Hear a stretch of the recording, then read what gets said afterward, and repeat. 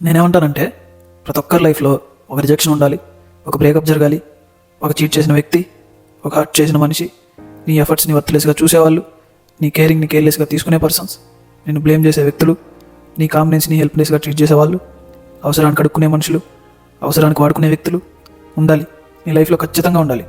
ఎందుకంటే నువ్వు నాకు నచ్చే మూవీలో త్రివిక్రమ్ రాసి వెంకటేష్ చెప్పిన డైలాగ్ ఒకటి ఉంటుంది. మనం గెలిచినప్పుడు చప్పలు కొట్టేవాళ్ళు, ఓడినప్పుడు భుజం తట్టేవాళ్ళు నలుగురు లేకపోతే ఎంత సంపాదించినా ఎంత పోగొట్టుకున్నా తేడా ఏముండదని. అలానే నీ లైఫ్లో నువ్వు సక్సెస్ అయినప్పుడు చప్పట్లు కొట్టి హ్యాపీగా ఫీల్ అయ్యే ఆ నలుగురు అండ్ ఒక సైడ్ నుండి చూస్తూ ఈడు ఎదిగిపోయాడని ఏడ్చే ఇంకో నలుగురు ఖచ్చితంగా ఉంటారు. బట్ ఈ పైన చెప్పిన వ్యక్తులు మాత్రం ఇటు చప్పట్లు కొట్టరు, ఇటు ఏడ్చరు, ఆయన వాడని అవును అనలేరు, కాని వాడని కాదనలేరు, తెలిసిన వాడని చెప్పుకునే ధైర్యం కూడా ఉండదు. అలా చప్పట్లు కొట్టే మనుషులు వెనుక ఏమీ అర్థం కాని వ్యక్తుల్లా నిల్చొని ఏదో మిక్స్డ్ ఎక్స్ప్రెషన్స్తో అలా చూస్తూ మిగిలిపోతారు. నా వరకు వాళ్ళకి అదే స్ట్రగుల్, అదే స్ట్రెస్, అదే పనిష్మెంట్. అండ్ ఈ ప్రాసెస్లో నువ్వు గెలవాలి, ఎదగాలి అనే ఆలోచన ఆరిపోతున్న ప్రతిసారి దానికి ఒక నిప్పురవ్వ అంటించడానికి సహాయపడేది వీళ్ళే.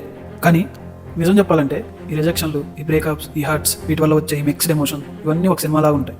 ఒక సీన్లో నువ్వు హీరో, ఇంకో సీన్లో నువ్వు జీరో, కానీ క్లైమాక్స్లో మాత్రం నువ్వే హీరో, నువ్వు మాత్రమే హీరో.